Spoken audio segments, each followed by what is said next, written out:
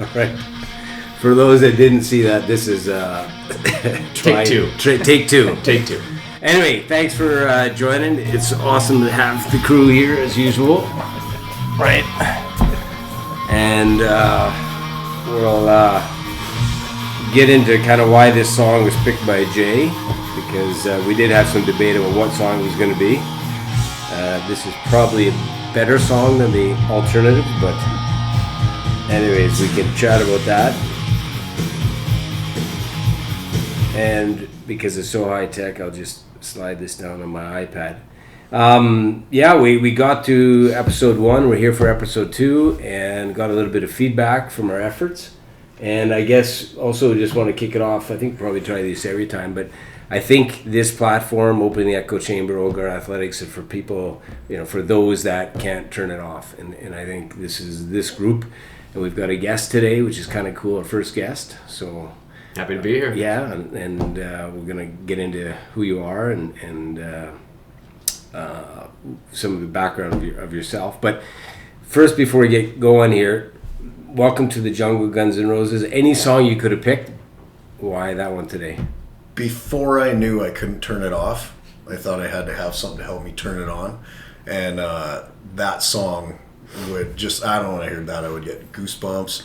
If came on while I was driving, I became an offensive driver, and I realized that was probably something to not so beneficial in driving situation. But I would listen to that before lifting, before kind of training and stuff to get me amped up. Now I realize that I can't turn it off, so I pretty much listen to elevator music while I'm lifting and riding and stuff like that. I'm trying to calm it down a little bit. Actually, I had somebody comment to me the other day. That was exactly what it was. It's either this kind of stuff or amped up, or you're calming it down. So anyway, do we know when that song was released?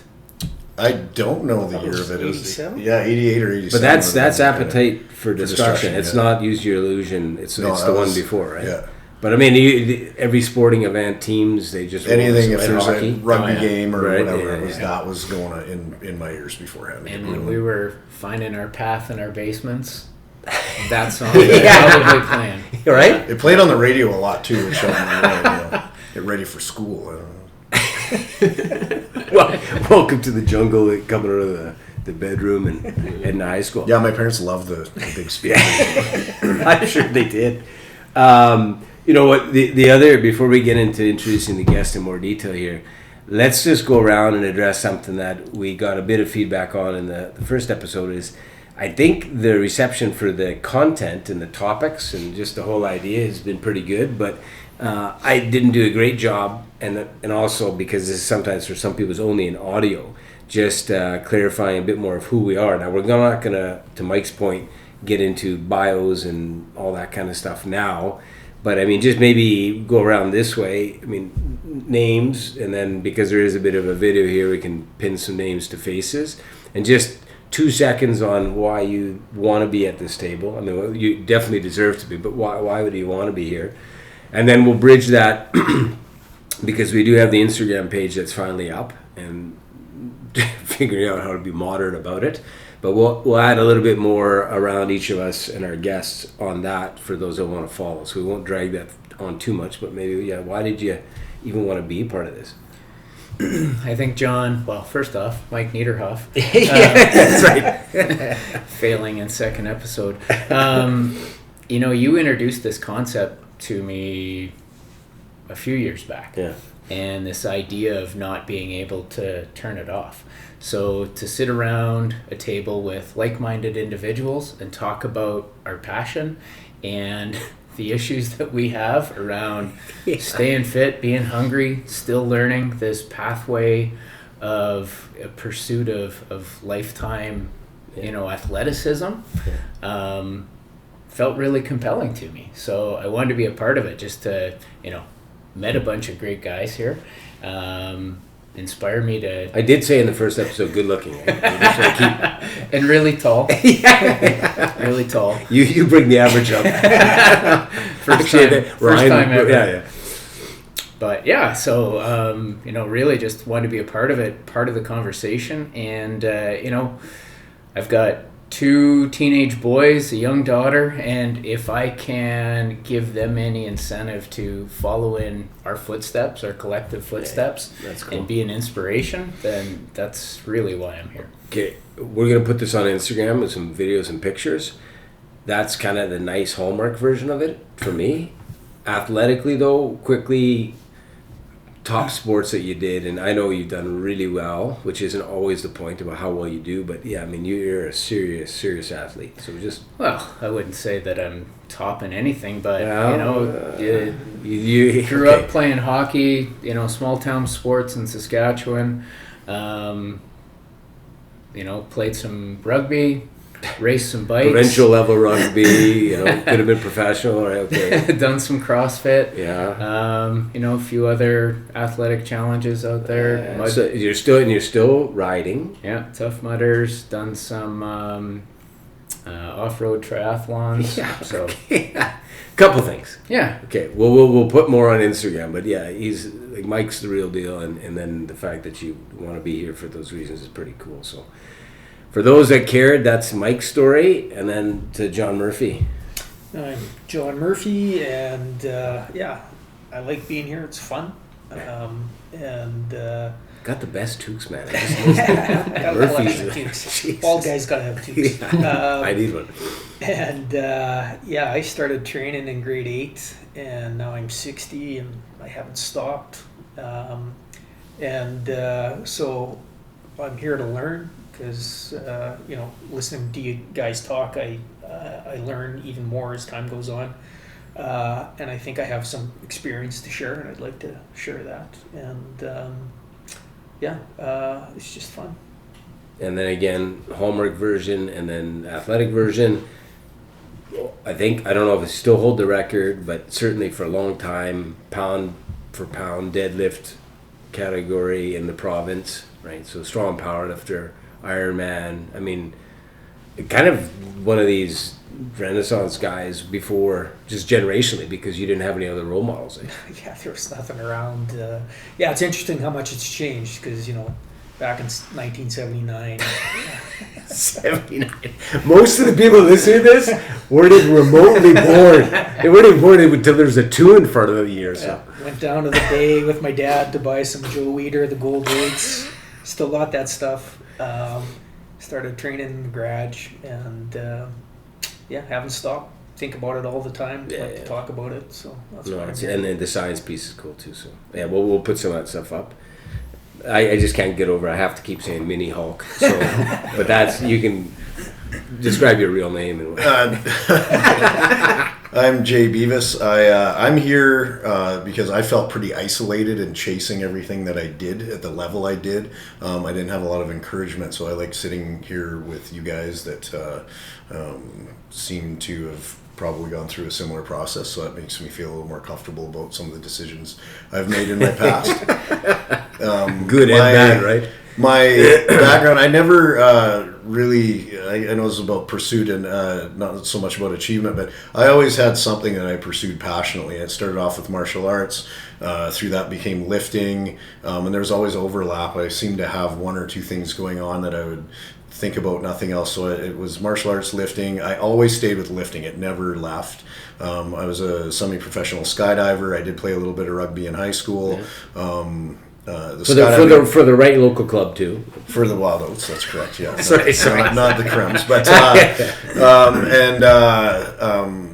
long distance shooting. I'm probably missing some, but I always chase something, and I'd get fairly good at it, and then move to something else. And I kind of, I used to beat myself up for not getting better, but just that pursuit. There was always some just drive to learn more and learn something new, and it was always very exciting. And now I'm excited that I have 6 followers on Strava. Mike is my 6th follower of my endeavors of trying to very slowly ride a bike as fast as I can. But you still are only like the 2nd user on Strong.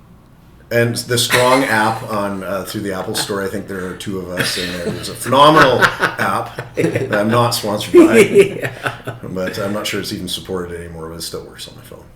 It's cool. Would you say you became obsessive about things as you got into them? Because we've met a few times. It feels like your personality is Yeah, A bit obsessive. and maybe the cautionary tales from peers and parents and whatnot in the day.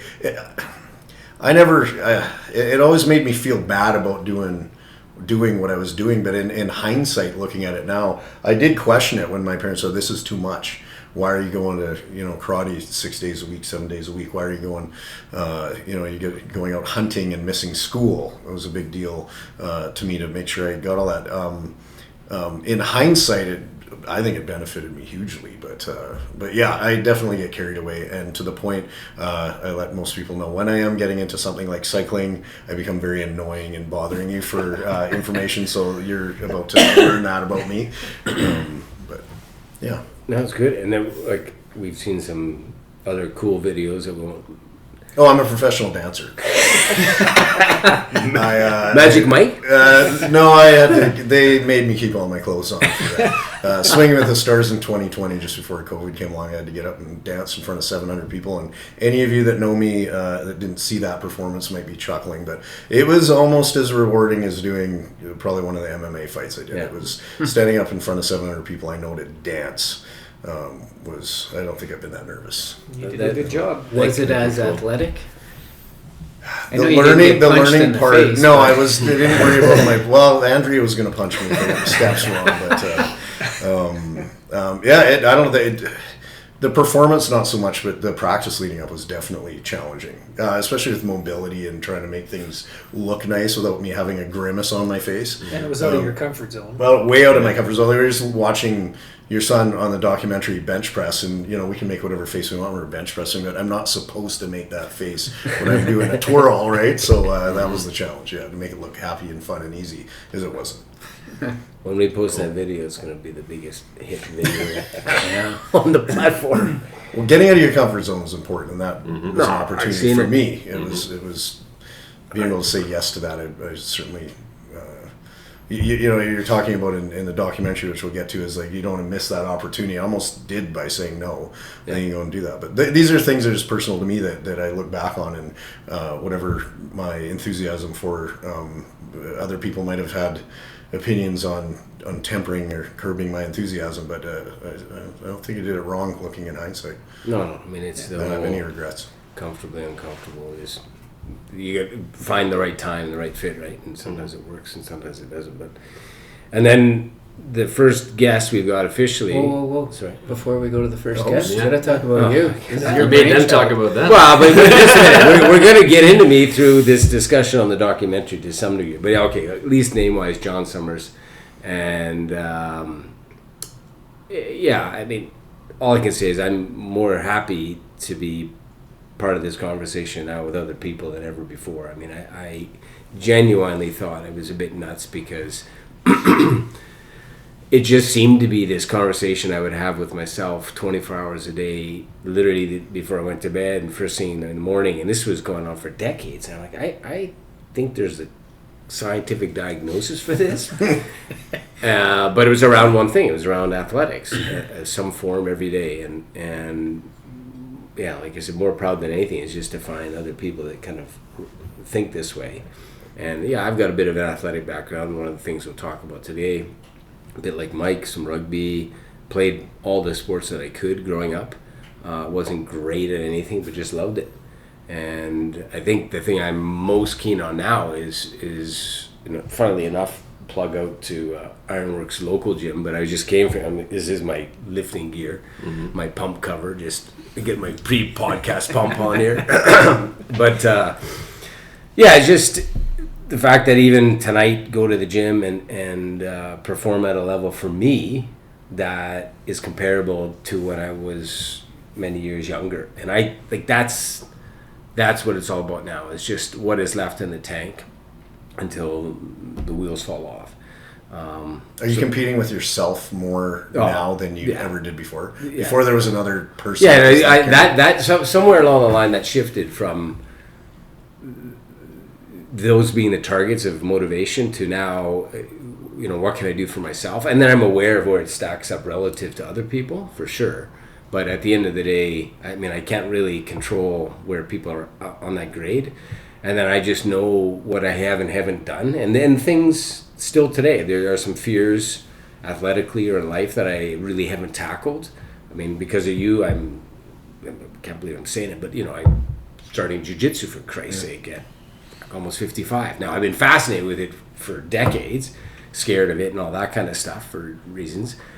I'm like, okay, Jay said do it, so we're gonna, so yeah, just this is the whole point of, I think, this platform is if you can't turn it off, channel it, and then if you can find a community that kind of supports that, then we all get to draw inspiration from others. And then now that's maybe the segue to our first guest. I'll go from a name. So Ryan Bruce, here for a couple of reasons. One is kind of creative professional, which we'll talk about in a minute, but also generationally, we're all in this old guard. So we've kind of been doing this multiple decades. But then there's this other crew, which by definition loosely connected to Napoleon, is the middle guard. So it's not as many decades as us, just by age. But I know you from generations. Mm-hmm.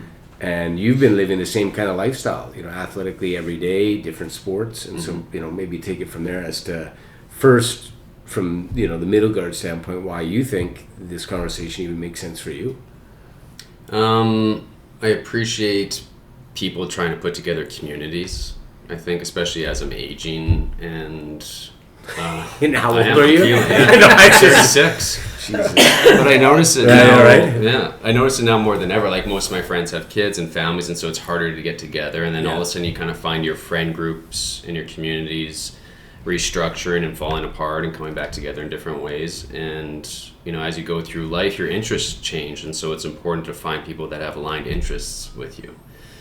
And I think what's interesting about this, we're all prairie people in a way, and there's things that are kind of specific to our culture here, and I think it's good for people to talk more about dreams and things that they want to do that don't necessarily fit in with the norm.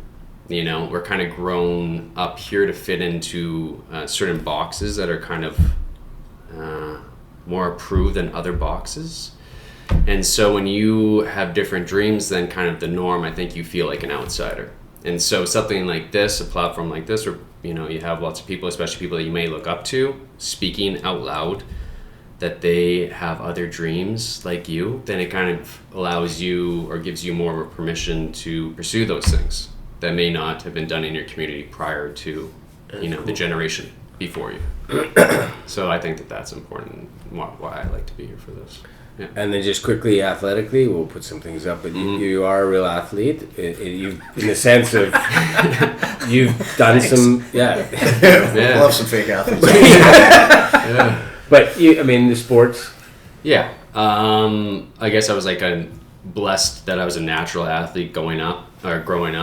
The thing that I really fell back on was I just don't have that kind of competitive edge with other people necessarily.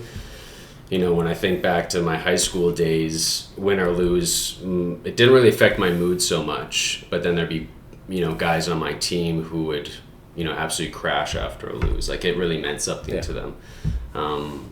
And so I kind of was like, why don't I not care so much about win or lose? I kind of thought there was something maybe wrong with me. It's like, and I was getting put in a place of a lot of pressure to be good and to want to be better. Because athletically you could. Yeah, I was just naturally gifted or whatever in those capacities, but I just didn't have the drive that other people do for it naturally. Like, my drive really kind of comes from like a storyteller perspective within me. Like, I was much more interested in kind of like what personalities on the team were driving people to act in certain ways, so that's what was driving me.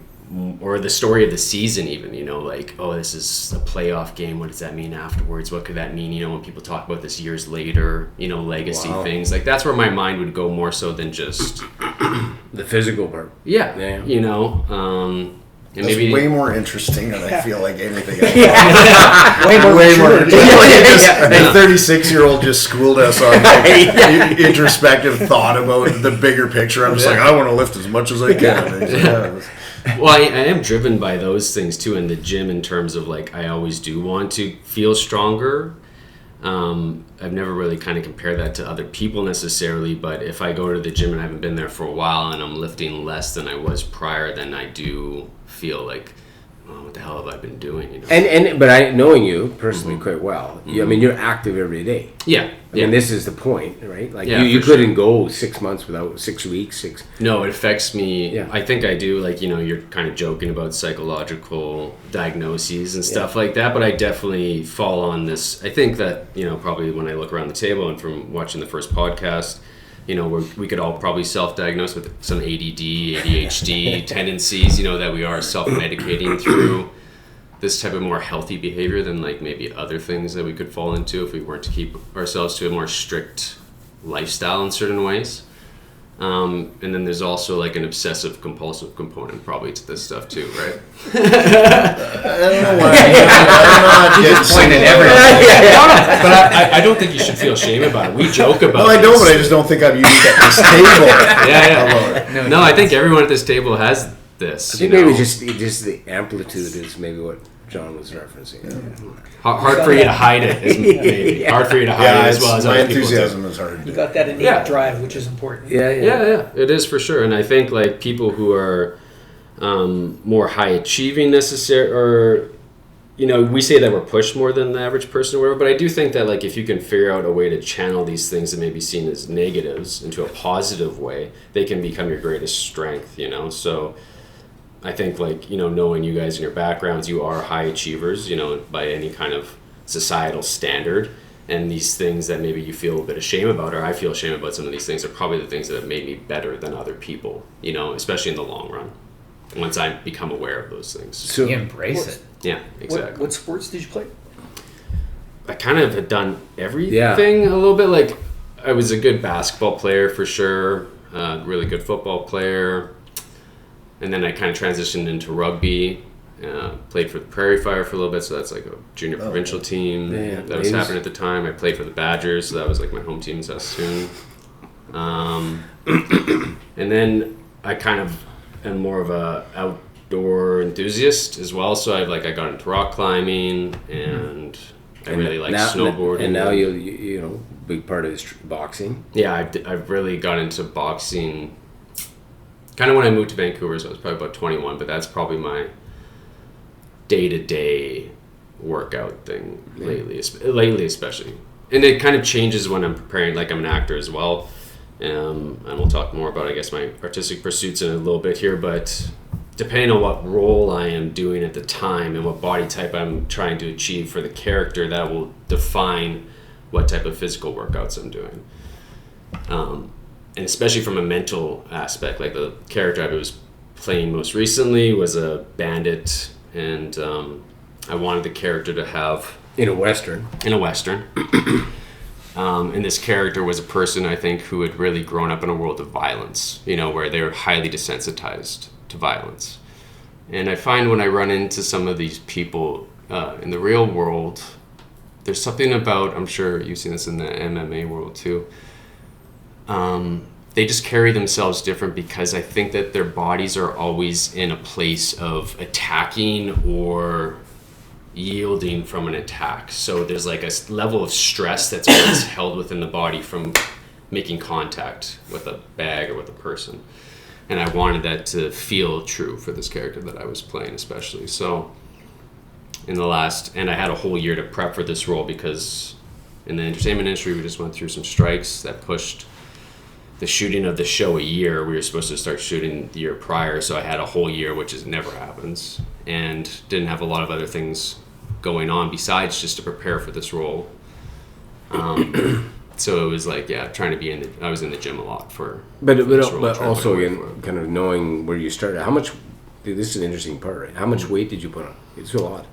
I think I was like 175 before, because I did the role I did right before was a struggling writer, so I cut quite a bit of weight for that role, especially like muscle weight. I was kind of doing longer cardiovascular training for it to try and get rid of as much of the muscle mass as probably, like just trying to lean out. And then when I got this role, It's cool. I thought like the backstory for the character, he probably would have been, before becoming a bandit, before kind of going more rogue. He would have been And this time period is in the 1800s, right? 1850s. Yeah, so there's no Joe Weider's plates. No, but I think I read a book, actually. My good friend who's another actor, Charlie Carrick, who was just in the Trump movie, the Apprentice movie. He plays the older brother, Freddie. And he put this good book onto me, and it's called Butcher's Crossing, and it's a very detailed story about guys that kind of went out in the bush and they were buffalo skinners. And just talking about the physical labor that job was. And I kind of thought that my character could have maybe done that prior to moving over to the other side of the law. And I felt like from that work, he would have had a much bigger back. This is cool. In traps, just because you're lifting and pulling the skin off quite a bit. So I was doing a lot of that kind of lifting for the role. So I would do like kind of like, an hour and a half of lifting, and then I would do like an hour of boxing training.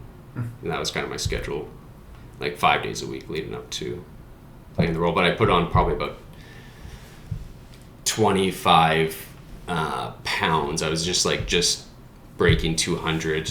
And then I also want to water cut a little bit before the role, because I figure, this day and age, they're not really drinking as much water as we are. We're saying well hydrated in our time period. No Stanley Cups. Yeah, exactly. So, but this guy... And outside all day long, or just naturally outside dehydrated. all day long. So I wanted him to look a lot more weathered than I naturally look to. So I water cut. John turned me on to a few products to help that he's kind of was through with bodybuilding stuff. So I did some of that. So when I was shooting, I think I cut down to kind of like right around 190 to 195, depending on how much water weight I was losing before I went to shoot. All spring steel and rawhide. Yeah, tried to. You feel a difference. And I think, even with, you talking about dancing for this competition, so much of it in the prep work, I think, especially as an actor, is trying to just get rid of the nerves and feel more confident in another person's skin, what have you. And for me, I know that since I was an athlete, that is something that I intuitively understand, so I lean on that hard. So when my body's in a place where I believe that this is character's body, I don't have to act so hard. I can really kind of settle into the character in a more authentic way. And you when you were telling me this, because I was really fortunate to be kind of hearing how you were working through it. Yeah. You had said, was a female role model or someone that was, I never thought of that, but that idea of just getting physically in that space so that now you're not putting it on, like in terms of acting, you feel the way you look. And I thought you had said there was a female actor that, or I don't remember, maybe I misunderstood. I thought you said there was somebody you looked to for that kind of style of preparation. Yeah, well, I have a few acting mentors. Okay. And the one you're maybe talking about that I've talked to before, her name is Lindy Davies. Okay. She's a Australian actor, Maybe this was coach, and I met her through the CFC, the Canadian Film Centre. And her approach, there's kind of like two schools of thought, I guess, in the acting world, and one is it's kind of around this world of choices. And so when you're breaking down a script or your lines, a lot of, especially when you're starting out, because it's kind of a more mathematical approach that doesn't really lean so much on maybe your experience level and trust that things will happen naturally in a moment if you just kind of give over to being in the moment with someone. And so when you're kind of starting off as an actor, you're usually going through your script and you're kind of making verb choices next to lines. So the line may be, what did you do today? But you know that your character is not in a good mood or doesn't like this other character. And so maybe with that line, I would be slapping with that line. So I'll give myself a verb, something to do. So I'll be like, what did you do today? Or whatever. It'll kind of affect your tone, intonation, and kind of give yourself something that you feel like you have to do. But as you kind of mature as an actor, I think you want to go to more of a place of a natural approach. I think that happens for people because you kind of get bored of that way of working, and it can kind of box you into just one level of performance and makes you not as easy to be directed by someone else, because you've just memorized a way to do something. Whereas when Lindy kind of came into my world more, it was much more about just kind of allowing your character to have every little piece of you available. And so it's much more kind of like in the prep work and breathing and allowing yourself to be in a moment and trusting that something will happen if you're listening to another person in the scene, and allowing yourself to be directed and not watching yourself from the outside too. So probably through her, you maybe. Yeah, no. And then, you know, like, just in you know, we got a couple of topics to get through, but like I think of this thought process, and I mean, each one of you have done some things that put yourselves in some serious harm's way, right? And that preparation that you're talking about, syncing the mind and the physique and everything together, I mean, it sounds like, you know, you could give an example of Bike race. yeah, right, like in I don't know, maybe one of the more recent ones where you're like right on the edge, right? 7-day stage race. Yeah, that was in one. BC, and I had no mental preparation for that. Yeah. And as physically demanding as it was much more mentally demanding, because you're climbing 1,000, 2,000 meters a day, you know, riding 30 kilometers a day insane. type of thing, and it was in extreme heat, and I had broken my collarbone 2 months before. still did the race, and Because that's what you do. well, I mean, of course. He's a you pay savage. your green fee, right? You show up. And the mental aspect of that, and I didn't have a mentor going in that mentally prepared me Yeah. for Jesus. how grueling some of these days were going to be. And there was a couple times where I just wanted to throw my bike into the trees and walk back down the mountain. I just rode up, but So I think that you know, we didn't talk too much about it, but I remember you saying that probably pushed you to your mental brink like unlike anything before. yeah, I've never had a challenge like that ever. Yeah. Physically, mentally. It's cool, right? And you survived it. You're here today. Yeah. I mean, right? You didn't die. I mean, it's just unbelievable. And then just, And you're stronger for it, Oh, right? yeah. This adversity prepares you for other life events, right? Because you now know that you can handle something that challenging. Not many people plumb the depths of their resolve and their ability to manage that kind of stuff. It's lots of people can't do it or won't do it. Because we all talk to ourselves when we do our sports. You're bench pressing, you're squatting, you're riding, you're in a fight, whatever it is, you're talking to yourself, you're self-motivating, and there becomes this point where you're like, what the hell am I doing here, right. type of thing. Yeah, And the it's doubt. perseverance, and it's mental strength that gets you through a lot of those challenging times. Yeah. With a question about obviously your mental preparation for roles and stuff like that is fascinating, but more I guess the physical part I relate to. Who is putting pressure on you to transform your physique for these roles? Did you do it yourself? Was a director saying, or this is in your head, like I know what I have to do to be comfortable being that role for you? Is that? It's driven by me primarily. I think like we're in an interesting space where I think, you know, maybe a decade or two ago, those types of things were being put on actors more, where directors and specifically producers actually were putting requests on actors to be in a certain type of shape. Like I think of For a Christian role. Bale and The Machinist, I right? was just thinking about Yeah, that. I think it was a pretty big. Like he was, He drew down to like 120 pounds Yeah. or something. It was No. crazy. and then He is. he was in Batman, but he played Dick Cheney. Yeah. And he gained. Oh, yeah, whatever. that's right. That's an extreme. Yeah. And it, you know, it sounds like that's, you know, similar to what you're looking at Yeah, I mean, in a shorter time period, because those movies are quite a ways away. yeah, he's So, very impressive at the way that he can transform his body in short periods of time. I'd be really interested to hear him talk about his process for doing that. Yeah, I haven't had that. I have had the request before for being in like a certain type of.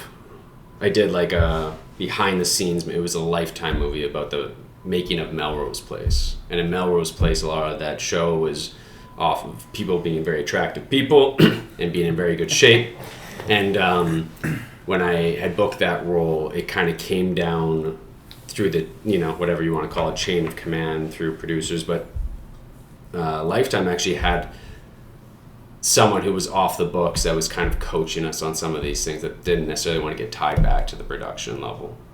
He was kind of like a secret agent. You could almost say that. He was the one that was telling us, you know, get a tan, To be attractive. Yeah, and get your chest wax. They wanted me to get my chest wax for it. So that time there was specific requests that had come from the production level. This show that you just finished didn't have that apparently, No, right? Yeah. no. Okay, No, it doesn't really happen so much anymore. Chest Yeah. waxing in the 1850s, Yeah. are there? When you say they're off the books a little bit, Yeah. do they have to be a little wary of what we consider like body image shaming, saying like, listen, I need you to do this role, and I have to be a little bit on eggshells about how I ask for you to look for this role? Is that something you have to be careful of? Is that what you're talking about? Yeah, I mean, everyone's more sensitive these days about just the way they're being communicated with, especially in professional workplaces, especially in, I think, the artistic and entertainment worlds,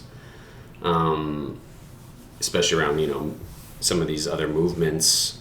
And we've gone in such a better direction. And I think for a period of time, people kind of knew that it was starting to go there. And then you would have these people on set who were somewhat off the books, like this certain gentleman I'm talking about.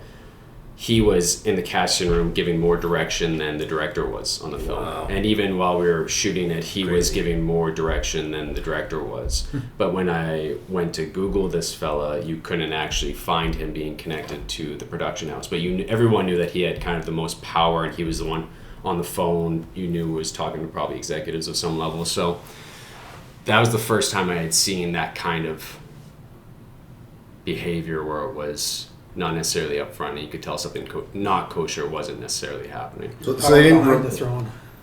Sorry? The power behind the throne. Yeah, no, he totally was. Yeah, he was a jester of sorts. But no, like with all the roles that I've done, I definitely do more of the physical training just so that I feel comfortable, because I know it's important for me as a performer. Whereas I know lots of actors that doesn't really come into their process at all. But that's where I start with a character generally, is like I start with the physical, and somehow through that process I get ideas in a more natural way, I found, for the character. Whereas when I first started acting, I would just kind of mimic actors that I liked, who I'd seen do a role that was similar to this character.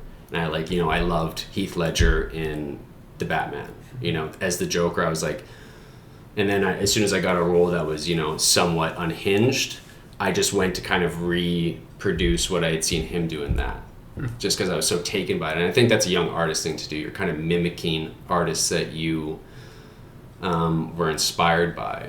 And then at some point, it doesn't feel authentic to you, or you kind of become aware. Almost, you can watch yourself. I can watch myself, and I know when I'm being truthfully in the moment, and I haven't pre-planned this thing that I'm doing, and I'm surprising myself in the doing of it. And if I'm doing that, it's actually much more interesting for the people to watch as well, and they believe it more naturally too, because I'm believing it more while doing it. So just on that point, like Yeah. you talk about authenticity Yeah. of kind of presentation of story, of characters, all this. Mm-hmm. Maybe that's a time to connect a little bit to the other part of why you're here. Yeah. And these guys have some comments, questions, and some shit I'm sure that they're going to throw.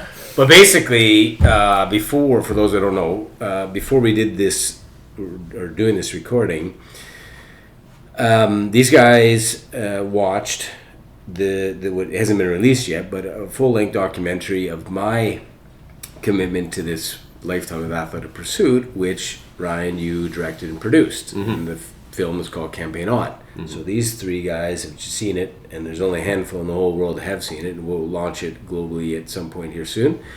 But I haven't asked them what they thought of it. I walked in, and you walked in when it finished. Mm-hmm. So there aren't many people that have seen it, so the feedback loop that I've gotten is very, very limited. So I'm a little uncomfortable at this point about how that's going to go. But yeah, I mean, comfortably uncomfortable. So I think the two of us together, I'm the character in it, Yep. and you were the creative vision behind it. But perhaps at this point, just open it up to you guys. You guys watched this. It was almost about an hour and 40 minutes. And it was, I just should frame, I suppose, it was my effort to kind of settle down or address this burning desire of what if, and the fact that I live with this pursuit every day as it relates specifically, this sport is bodybuilding. And in 2021 in the fall, there was an opportunity just on a whim to kind of jump back into that sport after 30 years of my last time officially. And then Ryan captured that competition preparation over 77 days.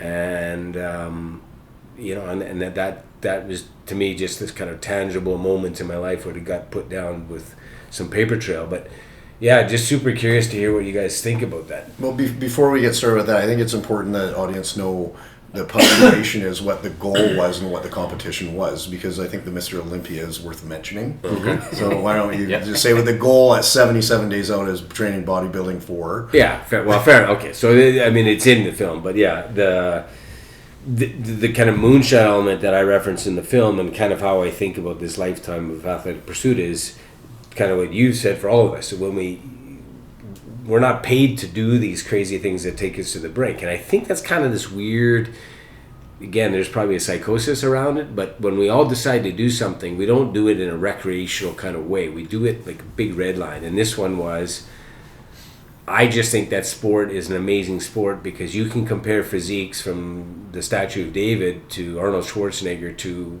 whomever. And it's just, it doesn't have anything to do with generation. You can just put that comparison. And I thought after 30 years of being an athlete and all these other things, I would see if I could uncover a physique for that sport that would stack up against people who were younger, had done it less. And obviously I was doing it kind of this drug-free approach too, which is what I did the first time. So that was the framework of the event.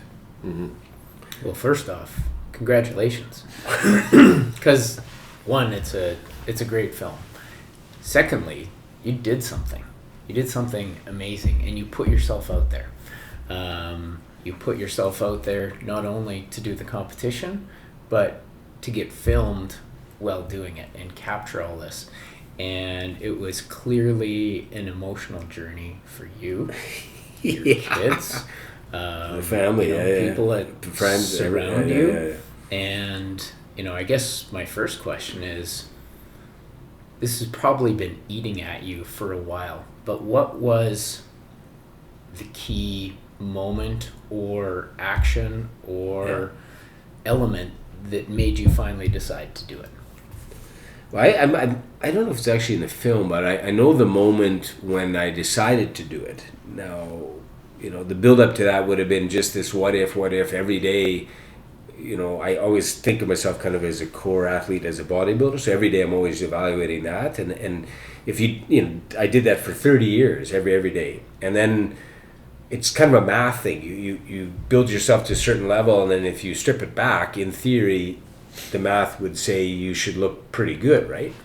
And then this weird moment was I was in the backyard at the house, and again, credit is to my oldest son, and the younger son's in the sport, obviously lifting too, but my youngest son was really showing interest in the sport. So I had actually stepped away for probably a decade and a half from the sport and focused on other things. I really wasn't interested in bodybuilding, but he got interested through Chris Bumstead, who became this role model for all these young guys, which is amazing, right? He's Canadian.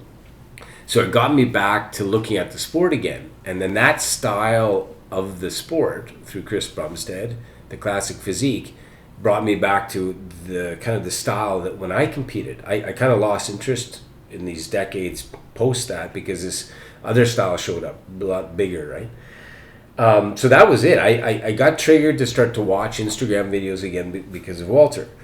And then, I don't know, I just happened to be, I was in the backyard flipping through the Mr. Olympia website, and then the Amateur Olympia was also a new edition. Before, there was never an amateur way to kind of go to the Olympia. It was always you qualified professionally, but then the amateur was the stepping stone to go professional. And I thought, that's crazy that they have that. And so I thought, what are the entry requirements?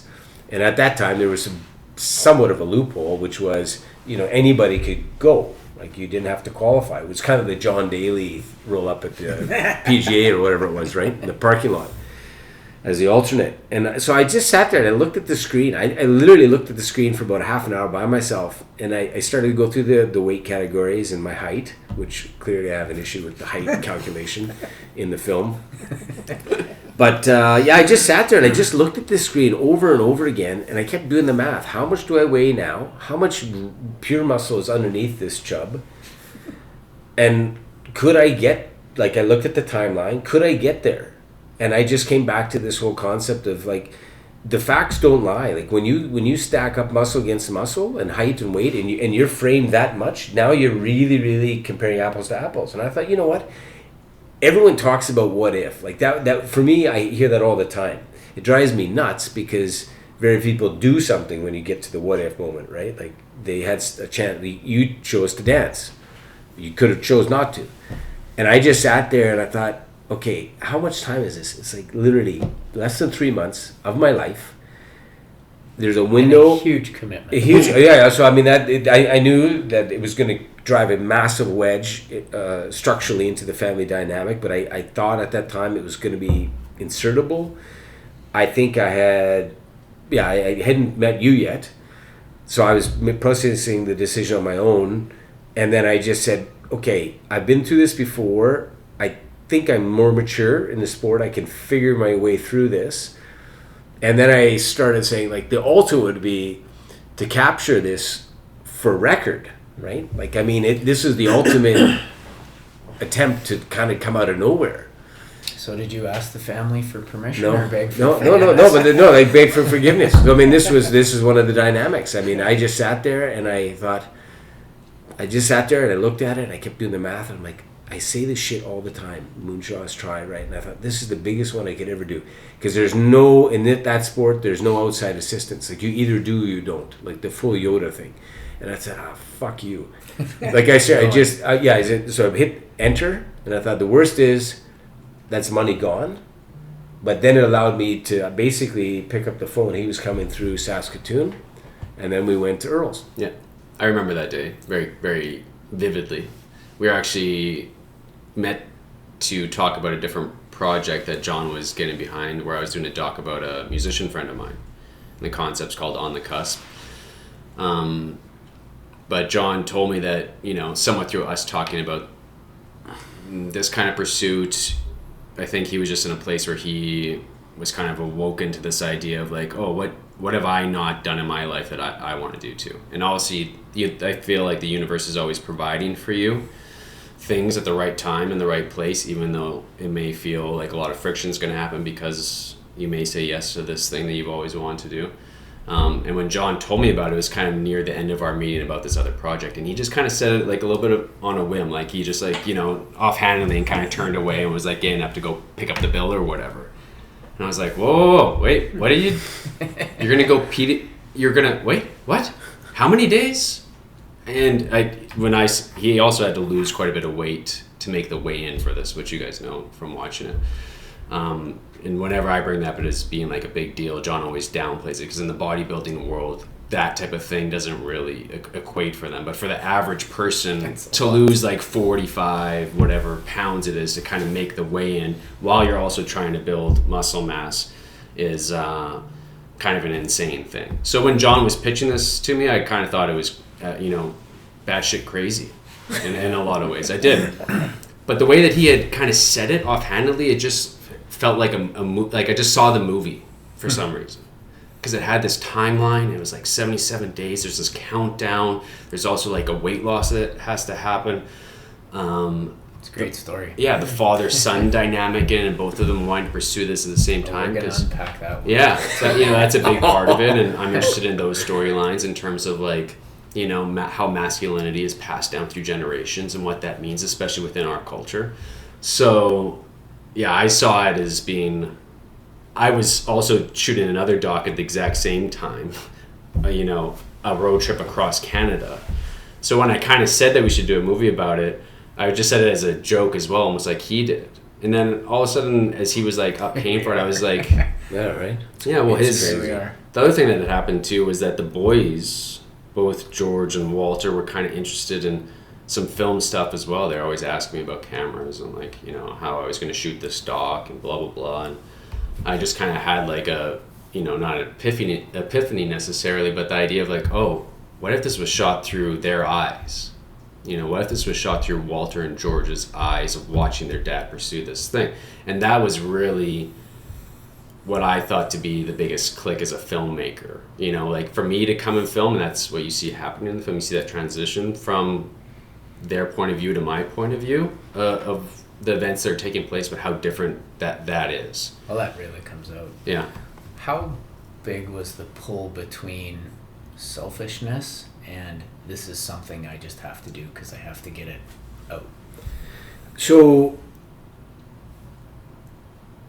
I mean, it's an awesome question. I think the pull was real, but then I think what happened was as soon as we kind of decided we were going to do this, I just flipped the switch. And I'm not saying that this was a healthy thing, or it certainly had impact in life, but I flipped the switch, and I was going to ride this thing until I either physically came apart, which was I wasn't sure because of my all kinds of issues. I wasn't sure if I was going to get to the show training that hard. Like the amount of training was insane. And I basically flipped the switch and I said, nothing, unfortunately, is going to stop me. I'm going to give everything I have to this. Like they're just, and I. You can't half-ass this. No. This. I mean, required. I lived in a separate part of the house. I mean, nobody cooked a meal. No one touched my food. I became a different member of the family for those 77 days. You took on a different character than I like. You had never seen me. No, like I changed, right? Yeah. Did you worry at all? I guess I have two questions. Were you worried that if he didn't follow through with the commitment, that you would either have no film or it would still be a film? That's a good question. Had he made it to Florida and said, I'm not getting on stage. There's a film there, but if you put 35 days into this, and then he said, I'm not doing it, did you have anything other than wasted time? Sorry, no disrespect. No. I'm curious. No, it is a good question. There's another contributing factor too, which we were filming this basically like right on the end of COVID. And there was like other waves hitting that people were still quite worried about. Like in the film you see that we're masking in the gym, and we also the Olympia, which is traditionally held in Vegas, that year was down in Florida because Florida had different rules around group gatherings. And so there was that issue as well as like, is it even going to happen? Right. Is the world going to let it happen in a way? The other thing too that like we haven't said yet, that for people that don't know us personally, John and I have I've known John since I was born. He's basically like an older brother, cousin figure. Like our families are deeply intertwined. So I've known John my whole life. Generation, yeah. And always had him on a bit of a pedestal. He was also a figure that that's a past tense. Watch the film. Yeah, exactly. Yeah. Our relationship has definitely become much more deeper, and we're like truly friends now, I feel, whereas before it was much more like an older brother, younger brother kind of relationship, and a distance too, because John was living, for most of my like high school years, he was living in Singapore, traveling around the world for work. So we didn't know each other very well. But I never was worried that he wasn't going to do it, honestly. I've never had this conversation. You know him. You know exactly. him. I never thought of that. I felt like when he had made the decision, when we sat down for the first interview and he was talking, he was aware that it was going to cause some issues. He didn't really know, I think, how deep that might go into kind of like whatever his personal stuff is or how it was going to affect the family dynamic or what have you. I think he knew that it was going to cause tension probably maybe between him and Walter the most, because they were both pursuing the exact same thing at the same time. And he had spoken that, Walter had kind of said like, why can't you just let me have this thing? Like, why are you kind of coming in and stealing my thunder in a way? And so he was aware of that to a certain extent as we were going into it. And that kind of made me, I was a little bit worried for like how this might blow up our family, honestly, in a way, like, because our families, we do every major I'm closer with the Somers than I am with like some of my own blood relatives. Like we do all our main holidays. It's an extended family, right? Yeah, all our main holidays together. And I was like, if this does go really south, I didn't really think through the larger family dynamic. I really thought through John and I. Like if John and I had creative differences on this thing, and he doesn't like the movie that I make about him, we are going to have to go to family dinners together, and like we won't be talking to each other very much, and it's going to like I'm going to have social anxiety going to my own family shit, and that's going to suck because we never talked about this, eh? Yeah, and we've never really talked about that, but that was my major concern, was that I was going to blow up my relationship. And I felt a lot of pressure to perform well as a director and as a producer for him too. You know, like I definitely more so being that close. Yeah, even more so, you know. So like the waters definitely got muddy. You know, I definitely got more involved than the average producer and director would, which you'll see in the movie. But I think that's kind of what, like when I watch it and when, you know, the things that I'm proud about the movie is because of that. It feels like such a familial connection between the filmmaker and the subject. And I think in a lot of documentaries, when you're watching them, it almost feels like it's a very outside bird's eye view, like almost a judgmental view of what's happening in it. And what you can kind of find in documentaries specifically about like one individual is they kind of become a hit piece in a certain way because you want to like create more drama for the film. So you're going to kind of try to make this character look like they've done things more nefariously or whatever. So that didn't come through. No. That just happened. Yeah, naturally. Well, Walter was pretty brutal. Good, as he should have. Your oldest son was pretty brutal in his opinions, driving about him not thinking you were going to make it, that you were going to do well, or you may not. And I remember actually having a conversation with you where I think you said the word that he was a little bit embarrassed. Oh. Like, he's like, Dad, don't do this to me. Don't embarrass me. For sure. I didn't think this was him thinking you were stealing his spotlight. I think it was him feeling like you were going to embarrass yourself and the family. And the family. Leave a bad name. How did that make you feel when you? Well, so what's not in the film is the moment that Walter and I basically parted ways during that process. Mm-hmm. So he was going to, where George went down, that was going to be Walter originally, because logically he's coming into the sport. Mm-hmm. And then, you know, I in hindsight we're more mature, and so Walter wants to come on here and, you know, talk about this, I'm sure, to some degree. So yeah, it was probably the first month into it. And the dynamic in the house had really shifted because I was starting to create this rhythm in this space. And then our dynamic really went from kind of the first semi-interest that he had to me, it just shut off on the whole thing.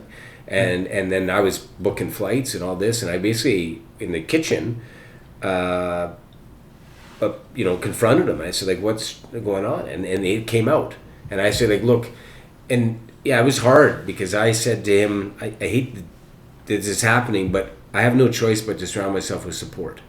So if you can't get there, I can't force it, but I can't be juggling. I got enough of my own in my head about anxiety and anxiousness. I can't be around that. So don't come. And he said, okay, I don't want to come. And so we just cut it off. And then we basically never talked about it. Like for the next 2 months, never, like I'm doing this in the house. He's in the sport. And it's like, there was no discussion what I'm doing. Zero. It was the most bizarre isolation inside the physical house. And then the irony is that George is the one that comes down and he gets stuck with the most unfortunate part because he was the son that always said with our dog, if our dog was going to get put down, he would come back home for that. Mm-hmm. And he turns out he's down there while the dog is dying up in.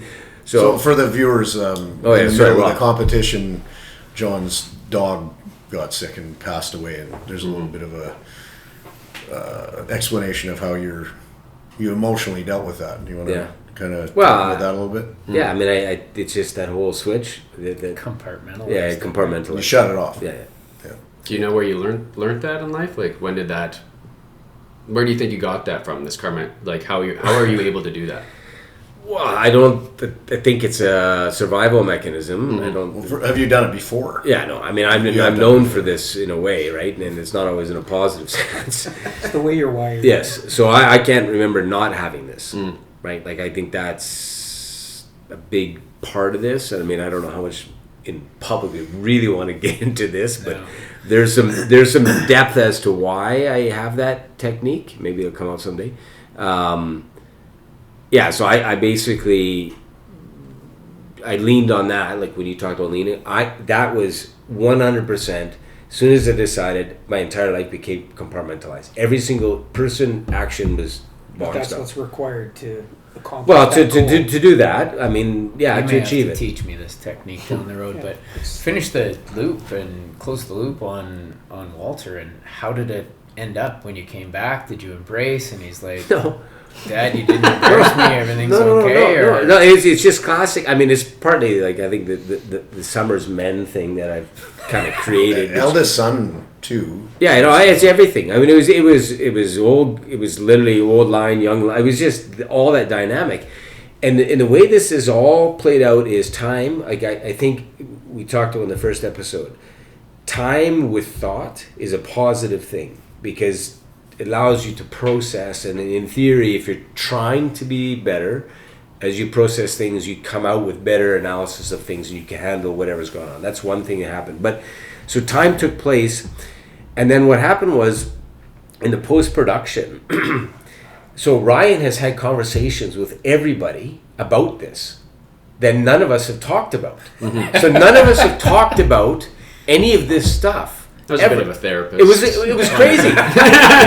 he's meeting. He met with John. He met with everyone in my life. Yeah. I've never talked with anybody about this thing. I just did it. And so the first time that it all comes to light is the first cut of this film. I'm seeing what Walter said. I never heard him say it, and he's hearing me say things that I never communicated to him. wow. So we had group therapy as a family, father and son, through the airing and watching of these drafts of this film. Yeah. And even to this day, we've never really sat down and talked through what was said as much as we've processed it. You said, I think in the first episode, we both got on to appreciating the modeling of how we live, and realizing that maybe I'm not the ogre, crazy, whatever, embarrassment.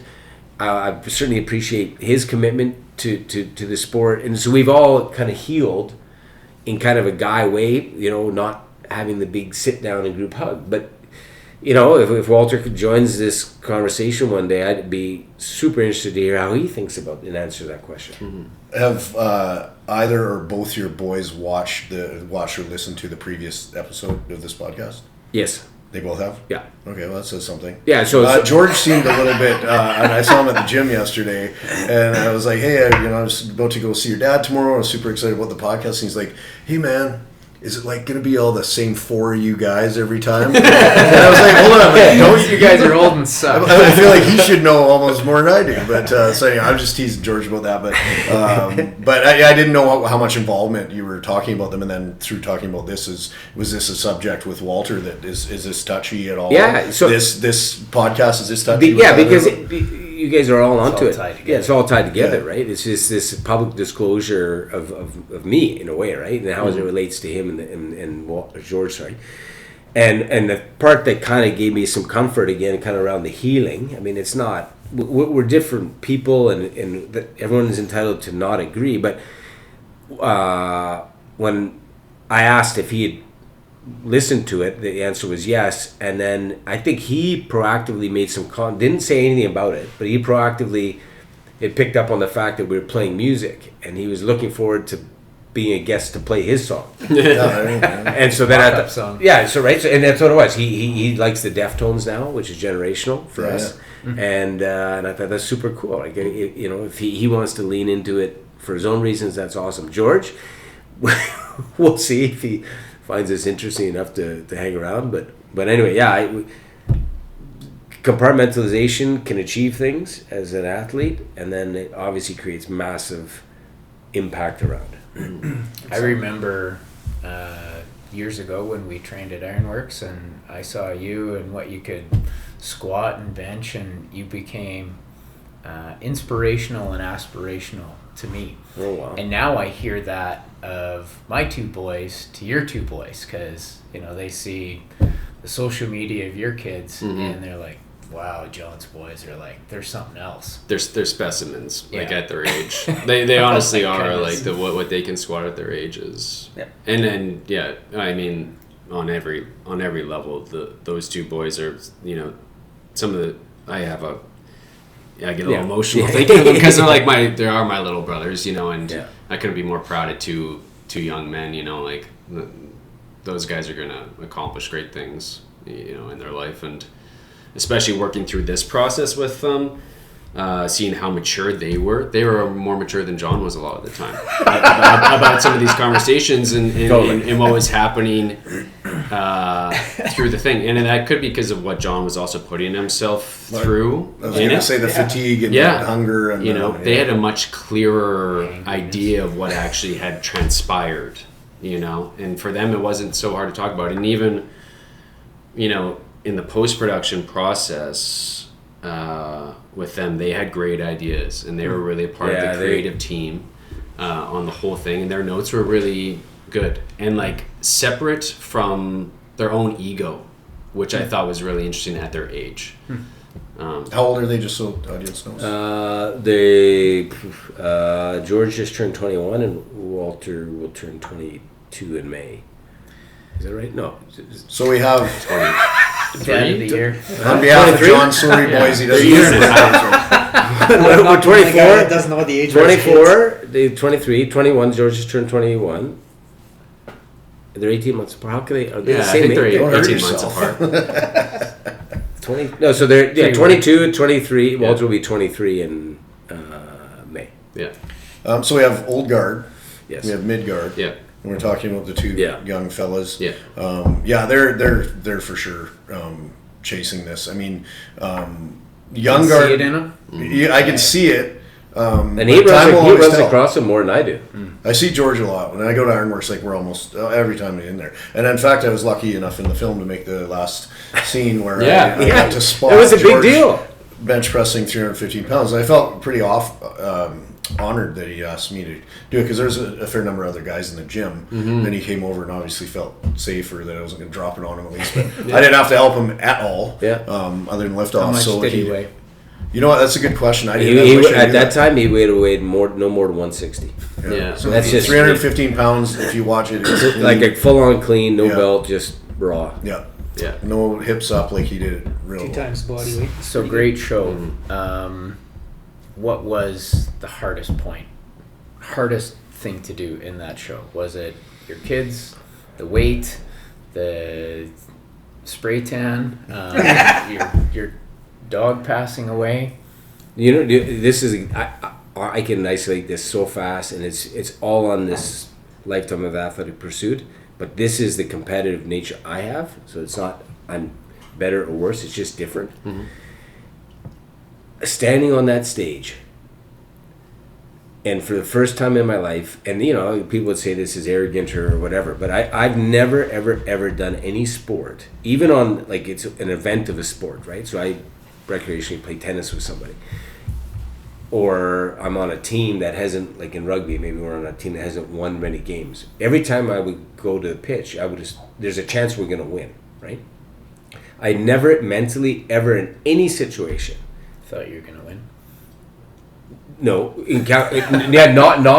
not had a feeling of possibility to win, like zero. When I was standing on that stage and it was 100% clear there was no chance to win, and then not only that, the ranking was dropping like real time. You talk about packing up and taking your bike and walking off. I just thought, what am I doing up here? Like I think this is the most embarrassing thing. Why did you feel you had no chance to win? Oh, because I knew it. The sport is looking at the other competitors. I mean, that sport. So I know, but I'm just saying. I want to get it out of you. When you looked around and you saw that guy's shoulders are bigger than my head. Just everything. The conditioning and. Sorry to make you relive the hardest part. That's why we're here. It's Butch Goring with the Jofa and the stick and the helmet versus today, right? Like, that was the hardest part mentally, was absorbing that, and then staying. Like, I had to really catch myself. And there's this other guy that was he was a competitive rank above me, but he and I kind of connected, and I remember looking across him, because you stand off to the side, right? You don't get any comparisons, like you're not getting called to compete, so you stand there, and at that point you can just slough off and be embarrassed or whatever, right? And like not hold your physique and try to present, and obviously 30 years ago I was right in the thick of trying to win it, right? So which is a totally different thing. And I remember catching his eye, and he was bumping me up. He's like, come on, like, get your head up, like. And I had to click myself back into like, okay, fuck this. You know, I put in all this work, and it wasn't about me at that point. In a weird way, I made it about the support of Ryan and everybody else. I said, like, people have got behind me, and I need to finish this, like, with my head up. So that was the hardest, and then the connection to the most happiest was literally that next morning in the gym, where in that sport, you know, to me that sport is so much like just it's landing a plane. Like, you land the plane once, like it touches the wheels once, not 2 minutes, 2 seconds, it's just once. And that's what that sport is. You just touch down for 2 minutes, whatever that time is. And I touched down the next morning for me, for my journey. And I was so over the top. Like, I could didn't see it on your face. Yeah, like right? you were in your happy place that next day. Probably crazy, had a right? cheeseburger or something. But Well, no, I you know, obviously eaten. I had eaten, but that is where you know, you're hoping to touch down on the day of the show, and because I hadn't, you know what this was like, yeah, because I hadn't gone through the machinations of it all. I'd missed it, but lots of, like, we went back to the professional Olympia that weekend, and these guys are missing it too. Like, it's not uncommon. It's more common to not land it properly. When you're talking, it's just a little metaphorical for people that may Oh, I not know guess, the yeah. sport so well. So when you say you missed it, what are you specifically meaning by that? Well, so because of the physique presentation, you draw yourself to total depletion, and then you know, try to reinflate yourself with low body fat, and everything kind of just explodes back out, right? So everything tightens in the vascularity and the presentation. You're just rock hard. And I had like a water bottle, you know, it was like this floppy water bottle on stage in a way, whereas the next day I had fully inflated that through the eating, the carbohydrates, the nutrition, and just other stuff I took on. And then I woke up the next morning, and you can feel it, like it's like injecting air or CO2 or whatever, or, you know, helium or something into this bottle again, and it's just tightening like to an incredible experience is happening by the minute. People kind of call it the pump. Yeah. Usually, yeah, you got your pump. Yeah, I mean, it's more than that. This is like an inflation. Yeah, it yeah. just all came together. Yeah. Yeah, it's And interesting that there's so many different terms for it within the sport, I found. Yeah. You know, but you can tell, like, from an outside spectator, I didn't know a bunch about bodybuilding, then going through the process with you, that's where I really learned the most about it. And I can tell, you know, from watching it, you can be doing so many things in the gym, but really I think it's about knowing what your process is up until competition days within that, like, 48 to 72 hour. That's really, once That's where you it all get happens. that dialed in and you know how your body is reacting in this day and age. Like with you just hadn't done that process in 30 years. So you didn't know if you're going to hit this time on this day, depending on what could you're have going to been, do. yeah. I mean, it could have been earlier. You're right. It was just a total. I was trying to land a plane that I put together in the air. Like, it was just the most bizarre thing. But what I was super proud was to achieve that condition. So I was genuine when that, you're talking about the Walter relationship. That moment when I was in the gym and I said, "This is what I'm most happy about," that Walter could see that, because unequivocally that is an absolute comparison. He would look at that and say, "That's not bad," right? Like, all in all, that's not bad. And so just to get there, that's what mattered. I would have liked to have done it in a competitive sense the day before, but the fact that it happened, it proved to me, going all the way back to the backyard and sitting at the pool, could I do it? I did it. For me, I did it. Competitively, I didn't. I'm not hearing a lot of self-doubt when I watch the documentary. How much did you have to hide that? I'm guessing, because I know it was probably not a lot, but was there any self-doubt? Were you in the gym where you were tired? Probably the bulking phase less so, but when you started cutting, how much in your head were you worried about not completing the task or colossally failing, whatever that metric would mean to you? Some of those kind of nasty looking videos where I'm sitting in the sauna and just like Lou Albano or whatever. Got Lou Albano. Yeah. I mean, just nasty looking. Yeah, no, it was there, but one of the things that I've learned, again, is it kind of goes back to this whole platform that we've lived. Like, you know, you've put yourself into a spot, if you talk about MMA or skydiving is even more, you're jumping out of a plane you shouldn't be. So mean, these things that you choose to do, somehow the preparation for them removes the self-doubt. Like, you have to be so present for however long it takes that even though the consequence to everyone else seems quite severe, you either put in the effort or you haven't. So for that entire thing, yeah, I had doubt in the sense of, am I following the right steps? But I had this belief through years of building to that point that if I follow these steps, it will safely give me a chance. And then I had accepted that perhaps physically my body might not allow it. Like I might tear something or I get sick or whatever. I feel like the four of us all feel that way every time we put on the bike or like go to the gym or whatever. My body might not physically allow my goals, but that's part of the doubt, right? And the difference between the doubt you may have had 30 years ago versus this. So it's flipped, right? Because when you're young, the doubt is whether you can actually do it. Not that your body's going to fail you, right? Like, you don't think you're going to get injured. You just don't know how to suffer like you just did on that race or a fight or like Ironman or whatever these. And I think that's the difference. Like, I would take, again, it's this whole process where you're in between at the middle guard and the boys are coming up young guard. I think it's so fascinating to see the different states because the physical skills and the potential you guys have and Walter and Jordan, it's just off the charts compared to what we have today. But I think the mental clarity that we have when we're under tremendous pressure now through maturity, that we settle into it better and we don't get so frazzled that when I was 20 I would have come undone with that kind of stress. So self-doubt was 100% there. I just think built some tools to handle it better, and then perhaps it didn't make the film too. So I know I keep asking, so forgive me if I'm stepping on toes. You guys other ideas. What did you learn from this about yourself? Was there anything new you learned? Like, obviously you've done this before, you've done some high level stuff, but this is such, to me it was just how long it takes to do a bodybuilding competition is a little bit why I've never done it. Like, it's grueling that 77 days, which isn't even that's actually short. Most guys run it twice as long. But what did you learn about yourself through the process? And then not only that, like, let's not discount, you were being documented the whole time too. Like, there was no I told you guys I have some goals for my 50th birthday, and I better follow through with that now because I told some people. It's not on video. I haven't said it here yet. But if I do, then I better do it. But you've got this on video. Let's just clarify. You're going to say it here. What I'm going to do. Whether it's this one but you're going to say it before your birthday because we know what. But let's leave people wanting more. But no, what did you learn? Like, I mean, there was a lot going on here. Again, you mentioned age and stuff like that, but you came away. Any regrets? I guess. Like, what do you learn? Do you regret? I mean, these heavy conversations and thoughts with your sons, the toll that it took. Do you have a regret? And what did you learn from?